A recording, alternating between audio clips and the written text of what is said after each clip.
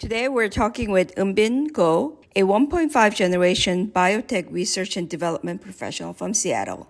Eun Bin shares how the detours and hiccups have shaped their purpose and drive. Join us for an inspiring conversation about adaptability and finding your path in the face of the unexpected. Welcome to the Take 1.5 podcast. This is your host, Min Lee. Hello everyone. Thank you again for having me as a guest. My name is Eun Bin Go. I'm 32 years old, living in Seattle. I used to work as a research scientist in biotech, but I'm actually in the middle of a job change, doing more bioinformatics software work. So I'll be starting that in 2 weeks. I've lived in Seattle for 2 years now, and before that, for 20 years, I was in Southern California, Fullerton, and Los Angeles for 2/3 of my life. And I was born and raised in Busan, lived there until I was 9 years old. I came to the US with the intention of going back after only 4 years, but I ended up staying here. So do you identify yourself as a 1.5 generation? I think I am probably typical 1.5, came here when I was young. I didn't come here as a baby. Like, I knew how to read, speak, write Korean pretty decently for my age. And Wow. And you moved to California, LA? California, yeah. Awesome. There's like a lot of Korean population in Orange County, right? The growth of Koreans in Orange County has pretty much exploded since the time I was there. I don't know if people would believe me if I tell them, like, 20 years ago, I lived in Brea, and my parents drove all the way out to LA to go Korean grocery shopping. Really? Yeah. 20 years ago? Really? Yes. Oh, yes. okay. There was a little market in Diamond Bar. They had a Hannam chain there. I don't know if it's still there, but that was probably the only Korean market that we went to that was nearby. And for other like major Korean grocery shopping, we drove all the way to LA. Yeah. Interesting. So were your parents like here in the States for work or Yeah. studies? They were supposed to be here only for 4 years. Were you excited to come to the States? I had a lot of mixed feelings. That, like, early 2000s in Korea, I remember there was this whole thing about like 해외 유학, 막 어릴 Right, 때 right. 막 유학 가서 막 Right, 영어 right. 공부하고 돌아오는 거. Like, it was really big. And I remember in elementary school, teachers would call up some of my classmates. 이 학생이 뭐 영국으로 막 유학 가게 됐다고 막 작별 인사를 하는데, oh my gosh. But I never imagined that I would be standing up there. And I was excited to be able to speak the language. But that was right after 9/11 when I found out I'll be moving. And I remember watching the footage of the Twin Towers falling and the plane crash. And I was afraid. Like, I didn't realize how big of a country United States was to me. It was just some country across the Pacific Ocean out there. People speak different language, look differently than me, but I didn't realize how big it was. And I was like, what if that same accident happens to the flight that I'm on? Sure. Yeah. It was a very fresh memory, 9/11, when my parents announced that. Yeah. That's a pretty normal childlike imagination thinking. I see. So take us back to first day of school. What was that like? Oh, just the haze of just confusion and what is going on here. Like, I remember my parents like escorted me to the classroom because I had no idea where to go, where my classroom is, who my teachers are. I don't understand what's going on. So they escorted me to the classroom and told me, hey, this is your teacher, this is your classroom. And then I went in, and then it was the first day of 4th grade. So I just sat down, and then from there it was like 필름 탁 꺼진 거죠. I was like, there was one Korean classmate, and there was another someone else similar to me. She recently had immigrated from Taiwan, so she was in a similar situation as me, but because we didn't have a common language, we didn't really connect. So there was a Korean student, but I guess she already had her group of established friends, and it was hard for me to fit in. So I tell people when they ask me about my first year here, I was just mute my whole fourth grade in school, didn't say a word. People probably wonder, can that girl actually say anything? Yeah. And I remember just, it was hard. Like, I remember one day, I remember this very clearly because it had a pretty big impact on me. The teacher asked for a volunteer to help her with something. I was able to understand that much. It was a few weeks, months into school. And I raised my hand like, teacher, I can help you. And then she said, no, sit down. She probably didn't understand, or maybe she understood and didn't want me to help her, or I don't know why. She just said, no, sit down. And since then, that made me very timid about speaking up. And like lunchtime was very difficult as well. So this is, again, remember 2002, not 2022. There's no concept of like K culture, K food, Korean barbecue, like kimchibokkeumbap, like American students don't know what those are. Like nowadays, they love that stuff, but back then they were like, "Oh, that's like smelly. What are you eating?" What my parents packed me for my lunch, and that's what I had to eat. But then it was really hard to eat those things in front of other American classmates back then. And so there were many times I just came home without having eaten anything in school. Like my parents would pack me lunch and I just don't open it, and I just bring it straight back home and then eat it when I get home. But what got me through, I think, was the knowledge that back then I was only gonna be here for 4 years. When I go back to Korea, this is only temporary, only 4 years. I will be able to go back to my home country in no time, and everything will be great once I go back. Yeah. Yeah. Mhm. Yeah. That sounds tough. I've been there. Mhm. Yeah. So did your parents, like, were you able to share what happened in school with your parents, or did you keep it to yourself? I think I kept it mostly to myself, because even if I tell them, there's not much they can do to help. So I was like, 그냥 4년 동안 그냥 참고 그냥 get it over with. Wow. Was that tough? It was hard, but the knowledge that it was only temporary is what helped me through. If our family had moved here permanently and this was supposed to be my new life for the longer term, I think I would have been like more stressed. Yeah. Don't you think it's like super interesting that as a grown up, you just kind of assume the kids really don't know anything and they don't really think things through?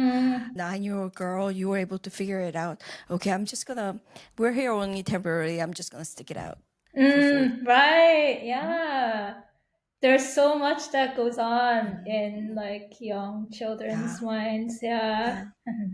So even people like my age think that, oh, young people, they don't know anything. They don't think too much. I don't think so. I think you Yeah. guys go through so much.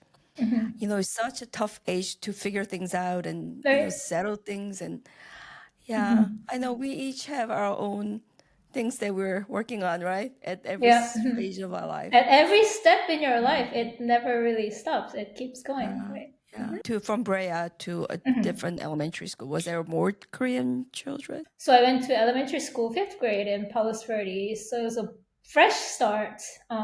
Met new teachers, new friends, and having that fresh slate was really helpful for me. It was like a cleansing out Huh. all the bad memories from fourth grade, starting over. Mhm. Yeah. Wow.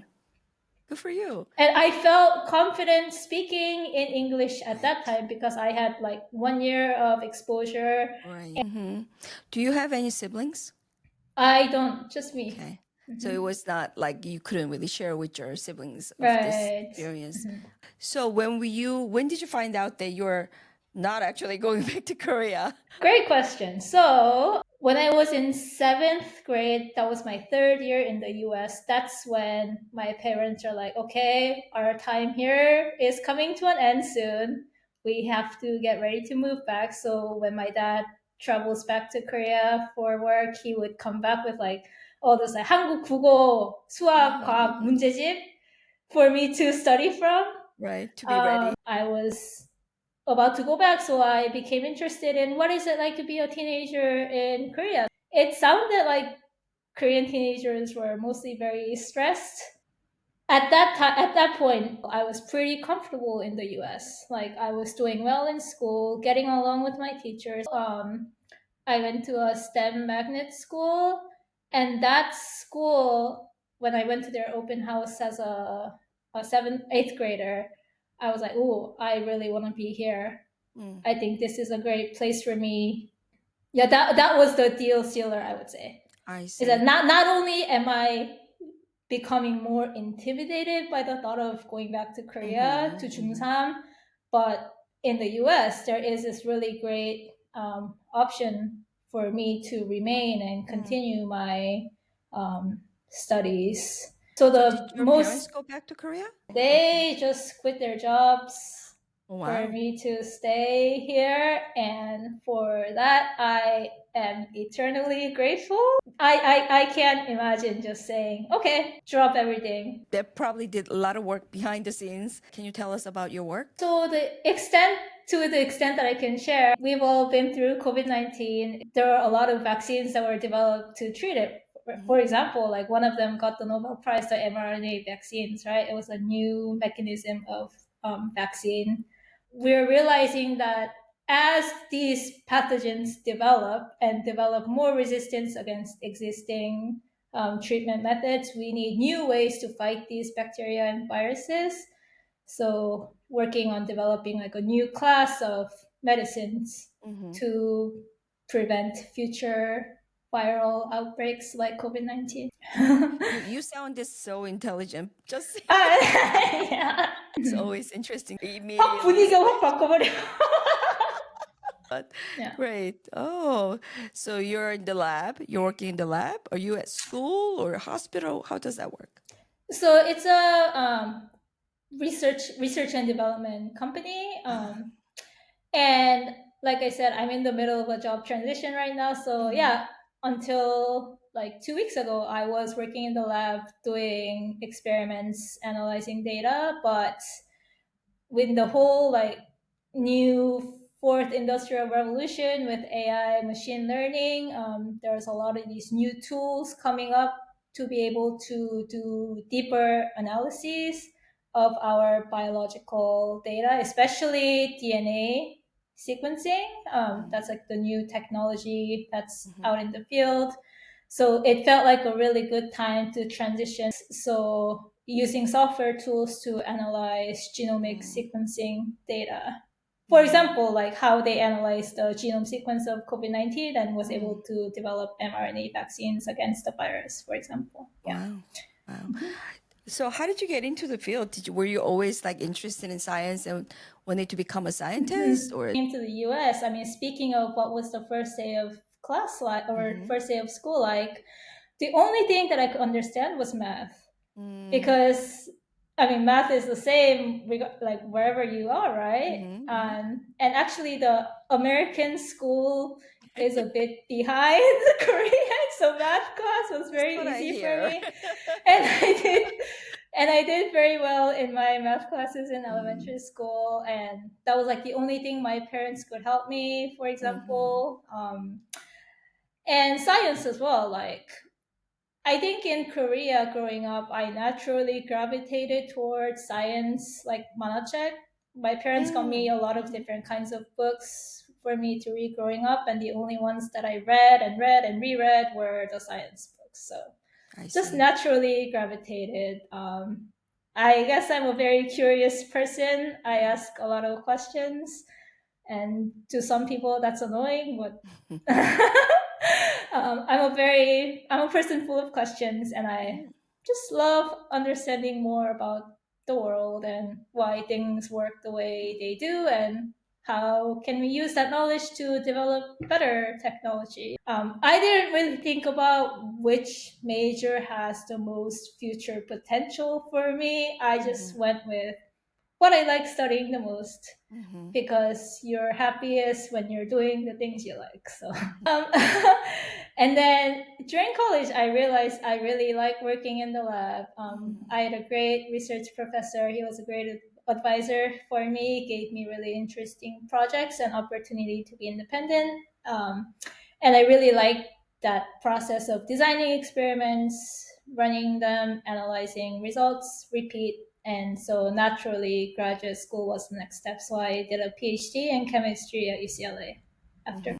So I would say my parents, I mean, I don't know what other Korean parents are like, but just based on my observation, my parents were very unusual in that they were very hands off. For college, my like where I'm going to go to college, what I'm going to study, they didn't really interfere.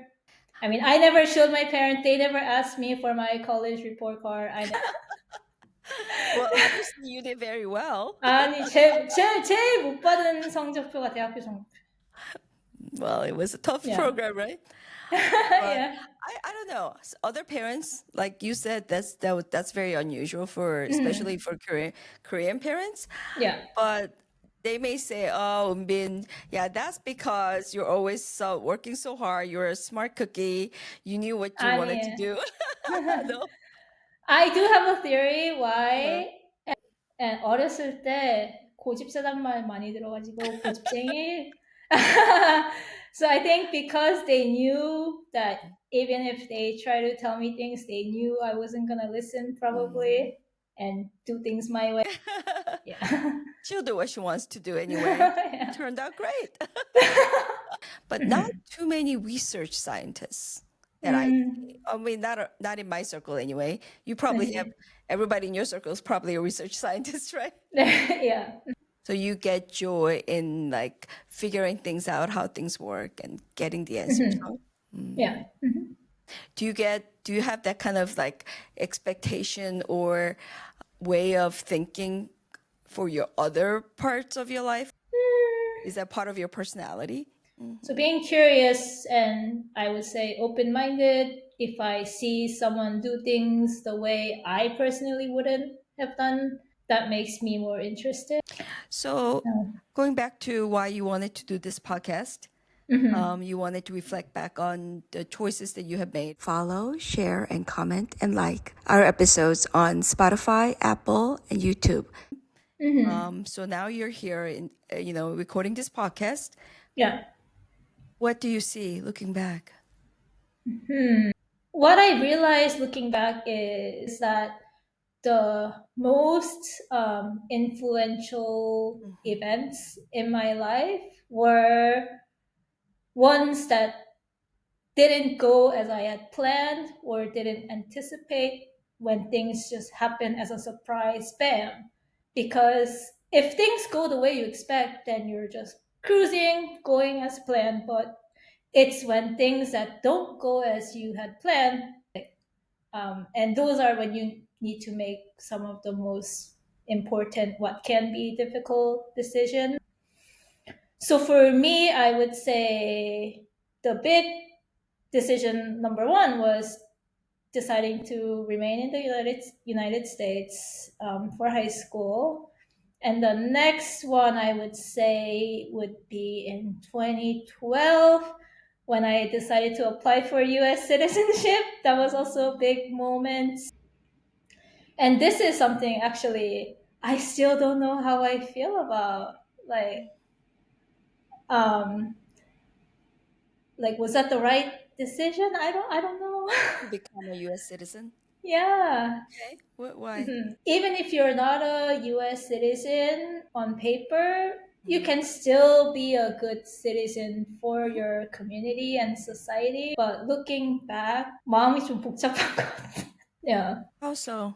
What do you mean by that? Then applying for US citizenship, I felt was necessary to broaden my opportunities in the US, especially as someone interested in research science.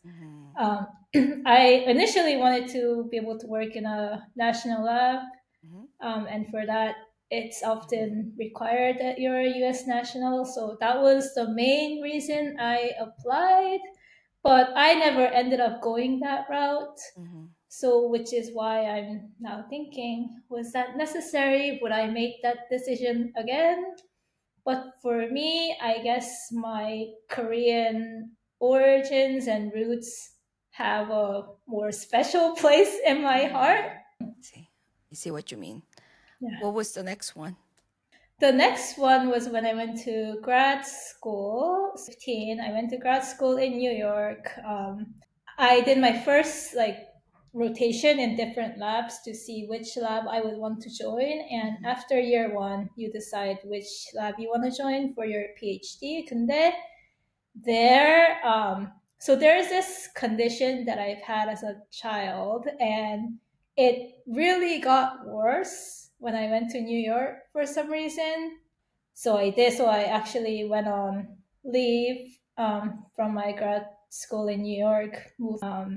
That actually led to just me completely leaving the program and getting surgery and long-term treatment back home in LA. So I thought I was going to have the most fruitful 5 years of my research career in my 20s in New York, but then because of this condition, I actually had to leave that behind, move back home.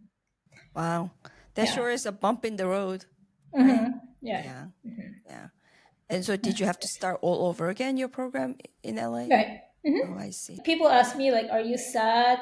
And I tell them I'm not really sad, because in the little over a year that I spent in New York, I did have a lot of good experience. Did some lab rotations in a completely new area. Got to take 2 classes at Columbia, actually, which was really cool. And had these experiences that I would have never had if I had gone straight to UCLA from my college. So, What gets you through these bumps in the road? Like when there's a hiccup, right? We all have hiccups in our right. lives. How do Yeah. you get through? I think part of it is my early experiences in the US as this young 9-year-old. That really trained me mentally to get through these moments. My parents used to tell me always when I'm growing up, if you think you're having a hard time, there's a lot of other people in a much more difficult position than you. People take that differently, but I took it with good intention from my parents, telling me that, yeah, your current situation might be difficult, but you have more resources to overcome these difficulties than other people might have. So True. I think that mindset helped me see these challenges as opportunities for growth rather than something miserable. And something else that really helped me train that even better was actually the pandemic. I mean, who knew? Did you know at the end of 2019, 3 months later, what the state of the world would be like? Who knew, right? And that was another thing that just came up out of nowhere. It's like, bam, well, what's going on? And it wasn't just me, it was the whole world. And I was in my 4th year of grad school then. That was supposedly one of the most productive years of grad students' career. They're trying to finish their research projects, publish, go to conferences, network for future opportunities, but all of them just zoop.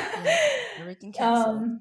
So I taught students virtually during the pandemic because we have a 1-year teaching requirement, and that for me was my 4th year of grad school, 2020. I really thought critically about what I wanted to do after grad school. What are the most pressing problems in society that I might be able to use my knowledge and skills? And that's when I realized that, there was a explosion of like AI, GPT, and learning, and I started thinking more about how can I use these tools in my area of expertise, which is biotechnology, new therapeutics.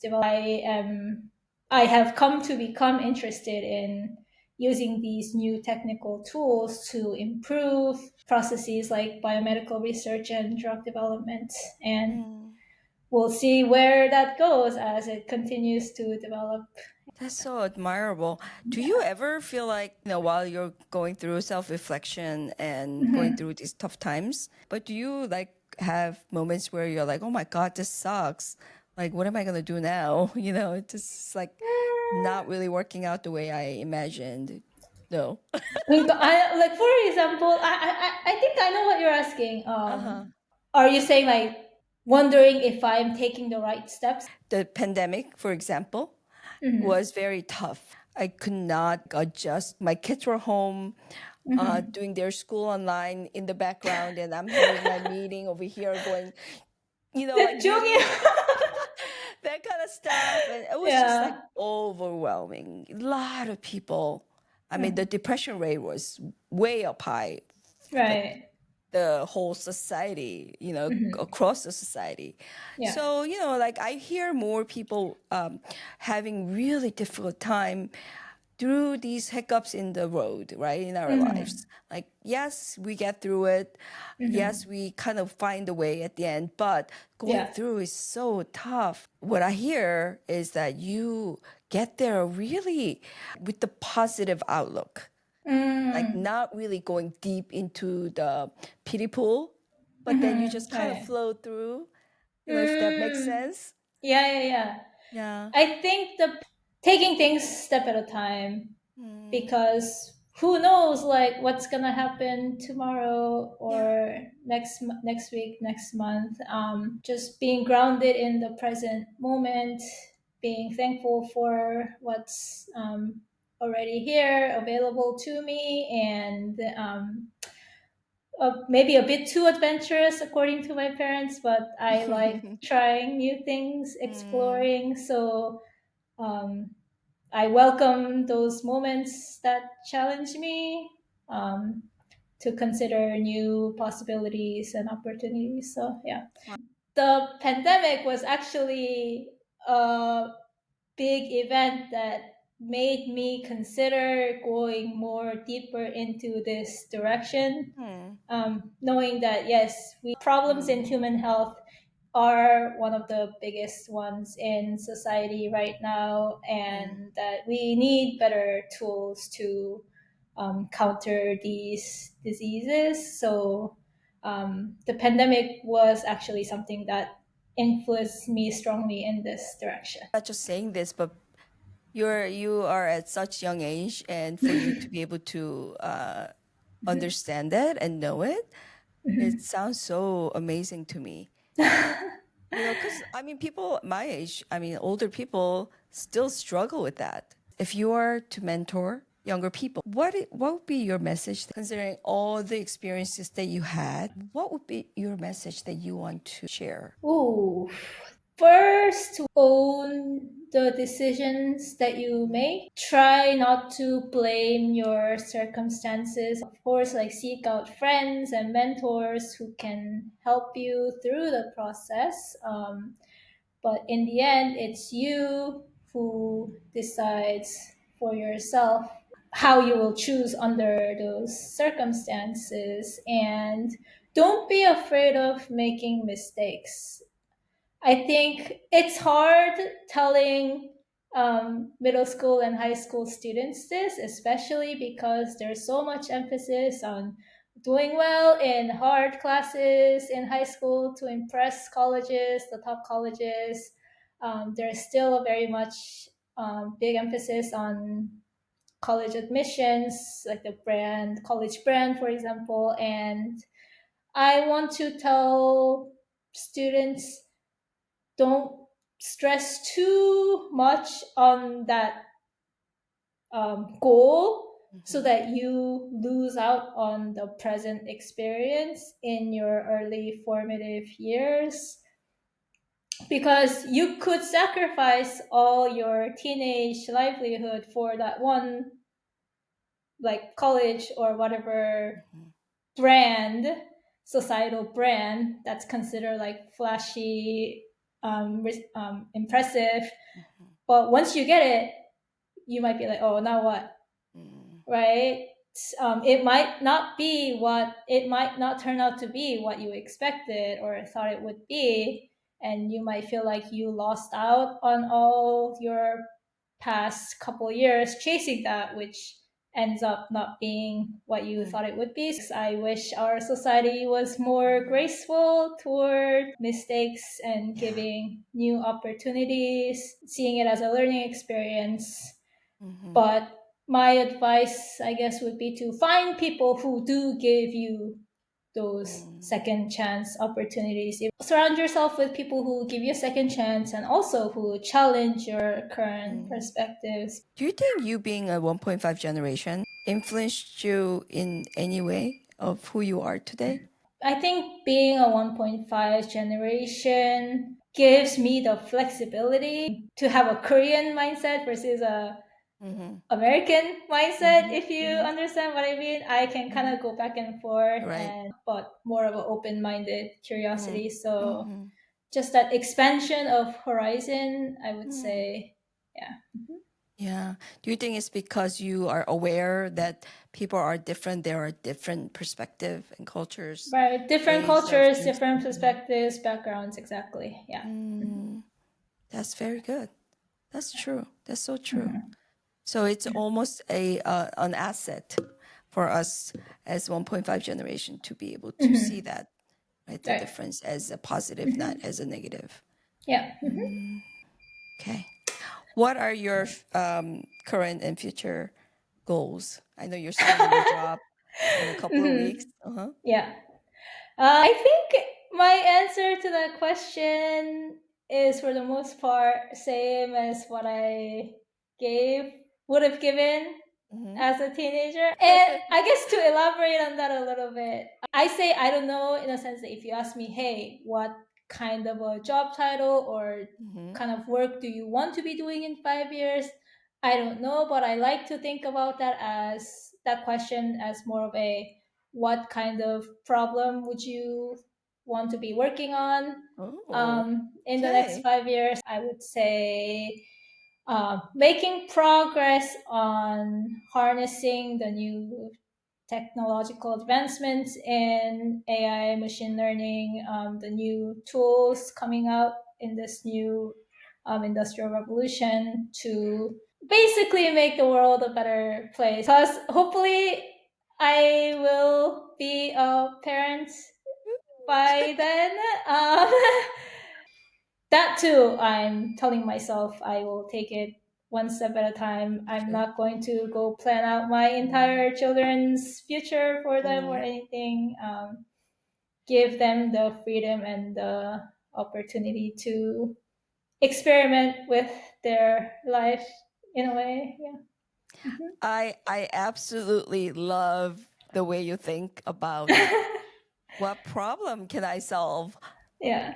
I love that. I mean, that's crazy amazing. You know, as we are ending this 2024, I was thinking this morning, okay, so what are the things that I want to accomplish in 2025? Literally, I was thinking that. Yeah. Now, I'm going to change that question to what problems can I solve in 2025? Yeah. That is so amazing, Eun. Thank you for that. I like that perspective too, like thinking about problem, sorry, so like every like profession is essentially like a form of like problem solving, like problems in health, education, like Yep. Economy. economy, Yep. right? Everything. Everything's a problem solving role. So yeah, and it doesn't have to apply only to like students, like you Right. said. It can apply to anyone. Yeah, what Everywhere. are the Yeah. problems you want to Yeah, solve. as a mom, what are the Yeah. problems that I want to solve this year or Right. today or tomorrow? That is Yeah. amazing. I absolutely love that. Oh my gosh, I learned something new today. I'm glad. Yeah. Mhm. That's wonderful. I think that that is one message that we all need to hear today. Like ending the year, like instead of what can I accomplish? Oh my gosh, this and that. But what are the problems that I could solve for me and for others? And you To don't have bring to good like to society. necessarily solve, but what are the problems that I want to attempt to Yeah, solve? And to exactly. do so, what is the work that I need to do? Like any Hmm. like additional work Hmm. that you need to do in order to be able to tackle those problems. Amazing, Yeah. amazing. Yeah, is that the scientist in you speaking? I think that has a big role in how I Uh-huh. approach my daily life. I Mm, see every day as like it's like an experiment. Hey, yeah. there are these decisions you have to make. See how they go. You learn from it. You try different things. Yeah, so I think that That's does mhm, play a big role in how I approach my everyday life. mhm. That's amazing. I think some moms may message me. Can you give me a contact to Eun Bin? Can she mentor my children? Mhm. But Mhm. I actually learned so much wisdom from you through our conversation and learned so Mhm. much about you. Yeah, I'll be looking forward to really learning about your future endeavors and maybe one day becoming a parent. I will ask you for advice. One day at a time. That'll be my advice. Yeah.